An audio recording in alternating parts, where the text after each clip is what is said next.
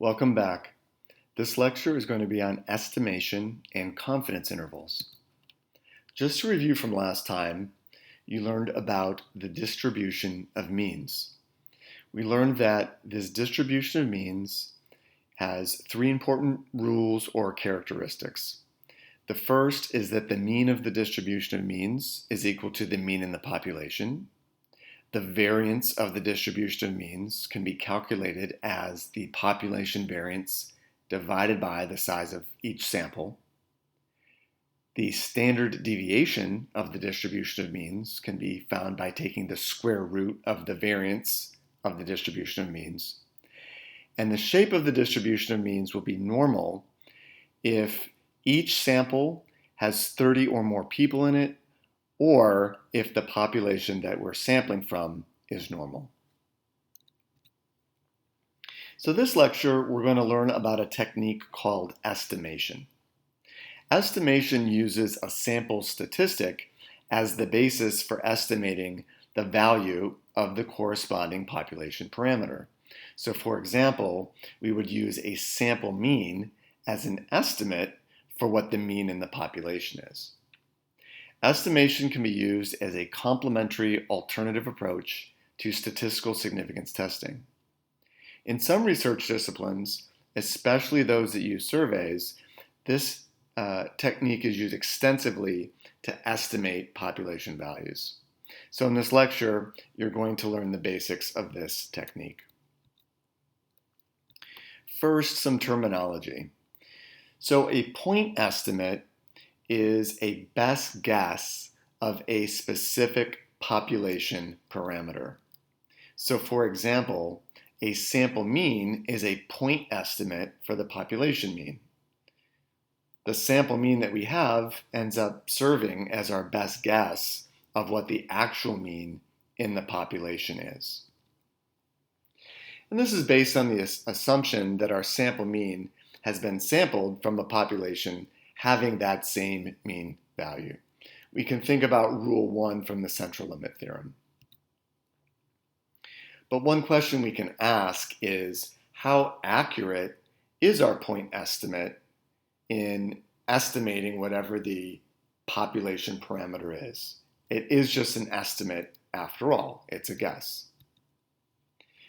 It's important to remember that there's error in the sampling process. So even though the most likely mean to sample from a population is one with a value that matches the population mean, several other values are possible. So we expect that it would be very likely to get a sample mean that has the exact same value as the population mean, but we know because of the sampling process, we don't have everybody in the population in our sample. Our sample mean is likely to be off by a certain extent, but just how much? We can capture the amount of error in our estimate based on the standard deviation of the distribution of means. That standard deviation of the distribution of means actually has a special name, which is the standard error of the mean, often abbreviated as SEM or just SE for short. It has this name because it tells us how much means of samples are typically in error as estimates of the mean of the population of individuals. So in this lecture and in future lectures, I'll be referring to the standard deviation of the distribution of means simply as the standard error. They mean the same thing. So using the standard error, we can generate something called a confidence interval. This is a range of scores between specific upper and lower values that are likely to include the true population parameter. Confidence limits refer to that upper and lower value that provide the limit or the boundaries within which we will find our true population parameter. The wider that range of values, the more confidence we have that our confidence interval includes the actual population mean. Let's do an example to make this a little bit easier to understand.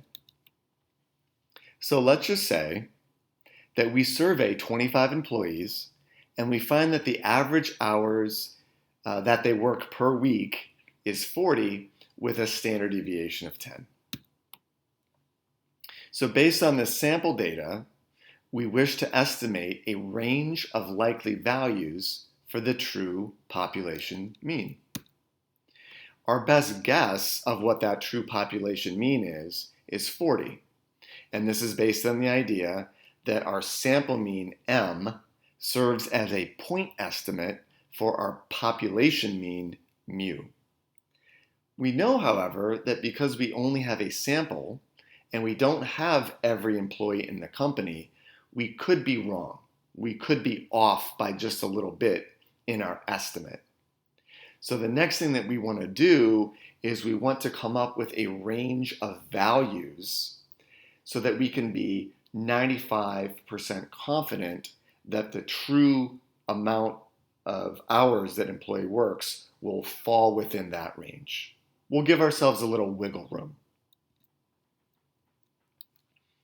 Right, it's just based on this idea because we only survey 25 employees, the true value for the number of hours that employees work may be something different. So we'll create a range of values so that we can either be 95 or 99% confident that the true population mean falls within that range. So our first step is going to be to determine how much error is associated with our sample data. We do this by calculating the standard error of the mean. So in our sample, we had 25 employees. They had a sample mean of 40 with a standard deviation of 10. Because we don't know what the population standard deviation is, we'll use the standard deviation in our sample as an estimate of sigma, that is the population standard deviation, in order for us to determine the standard error of the mean. Now there's actually a small problem with doing this, but we won't worry about that for right now. We'll get that in future lectures. So we'll say for the time being that our best guess of the population standard deviation is 10 based on using our sample standard deviation as a point estimate.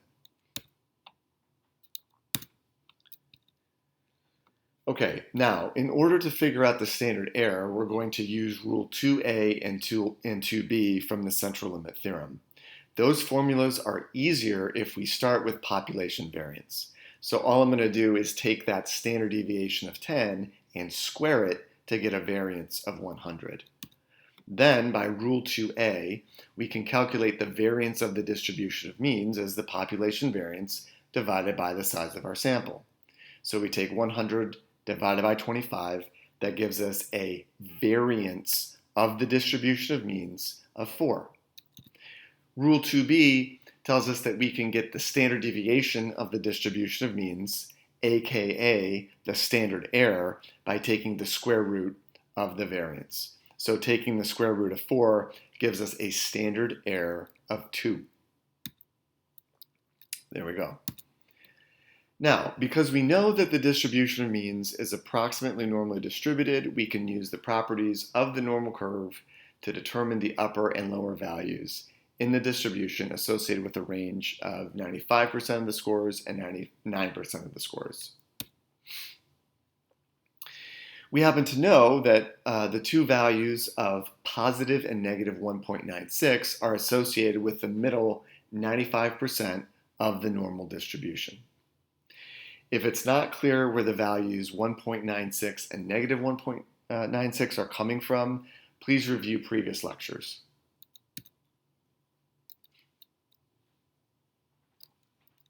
Okay, so our second step is to determine the 95% confidence interval. We need to figure out the raw scores that are 1.96 standard errors above and below the sample mean.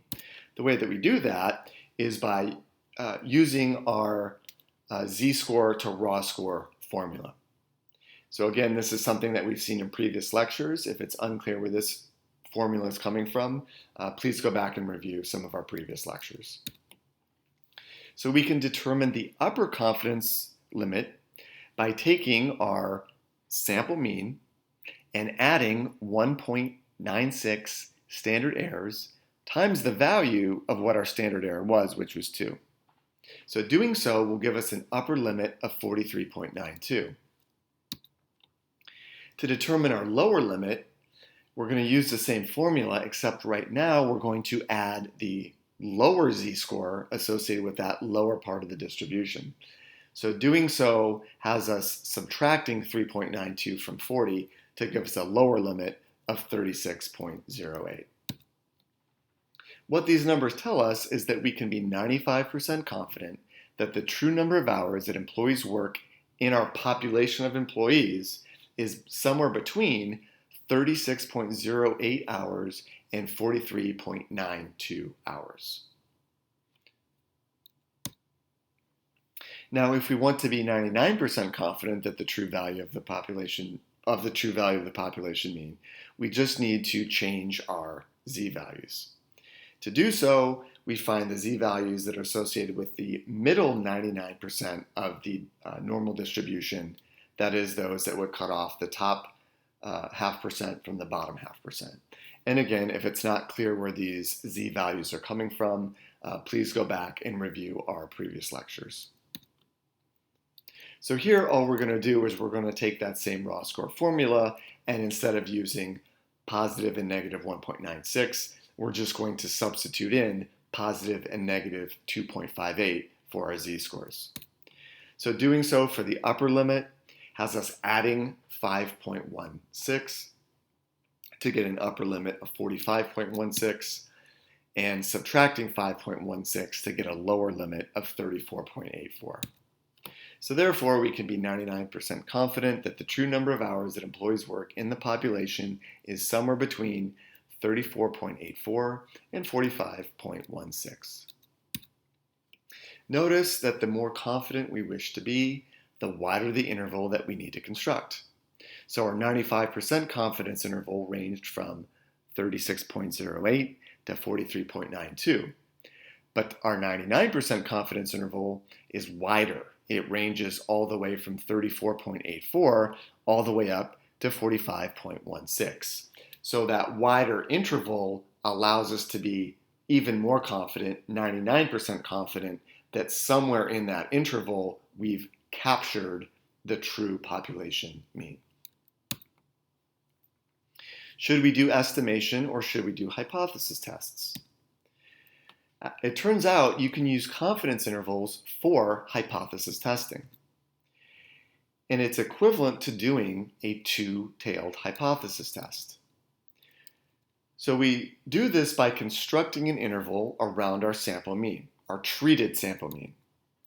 If the confidence interval does not include the mean of the comparison distribution, that is the mean under the null hypothesis mu, then our result is statistically significant.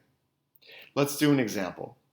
So let's just say, for instance, that we believe that the true population mean for the number of hours worked in a particular population of employees is 40. That is, mu is equal to 40.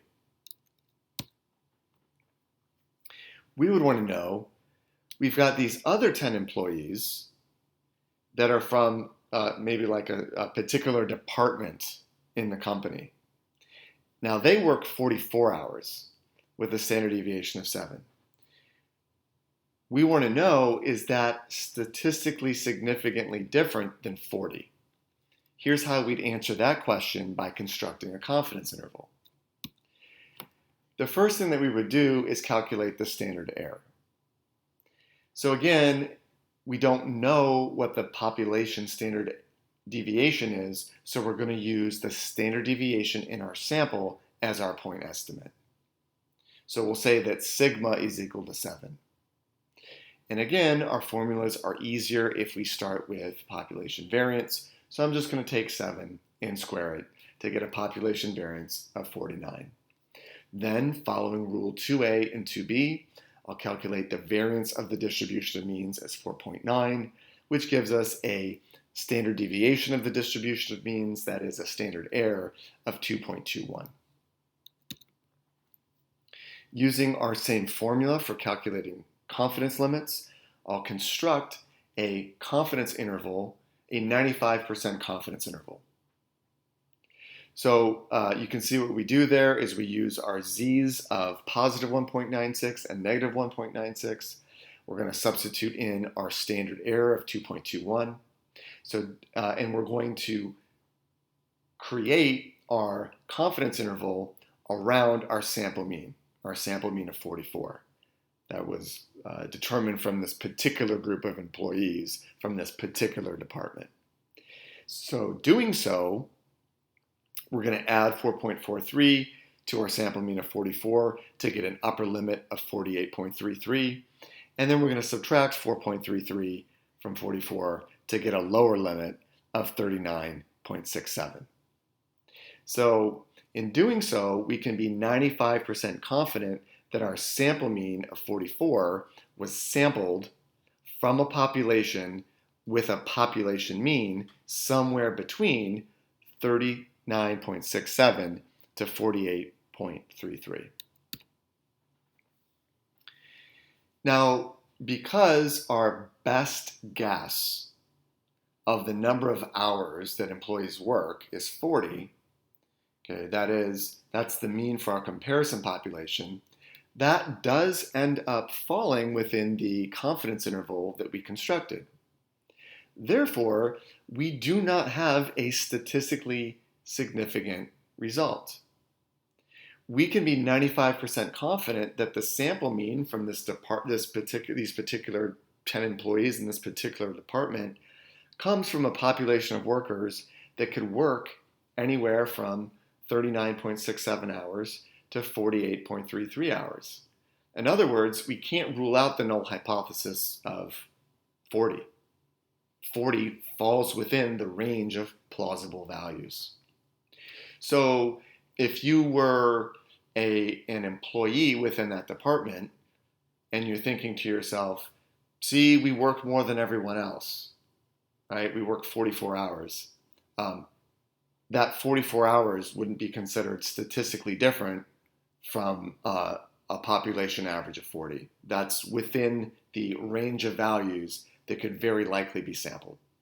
So we would not have a statistically significant result in this case. And that's because the mean associated with our null hypothesis did in fact fall within that interval. So using a 95% confidence interval is the same as doing a two-tailed hypothesis test at a conventional significance level of 0.05, and using a 99% confidence interval is the same as doing a two-tailed test at p less than 0.01. In both cases, if the mean for the comparison population does not fall within the confidence interval, you would have a statistically significant result at either p less than 0.05 or p less than 0.01. So in our example, we did not have a significant result because the mean fell within the interval. To have a statistically significant result, we would be looking for our population, our confidence interval to not include the population mean of the comparison distribution. So should we do estimation or significance tests? There's really some advantages of using confidence intervals. One is that they give additional information. Specifically, they'll tell us the range of values that are likely to contain the population mean. So there's just more information given. Second, it focuses the attention on the technique or on the process of estimation, which in some fields is the goal in the first place, because their goal is to provide specific numbers associated with effects. That is, if we send people to a particular training, what is the effect likely to be on average? Give me a range of means that would be likely among people that go to training. Additionally, confidence intervals are less likely to be misused by researchers. A common misinterpretation of a non-significant hypothesis test is to assume that there's no effect. There's no treatment effect whatsoever. But this is less likely when doing estimation with confidence intervals. For instance, if we do a research study and we come up with a value for our sample mean that's been treated or has gone through some intervention, we can then put a confidence interval around that sample mean, and that will give us some indication of what the true mean it would be in the population among all people that would get that treatment.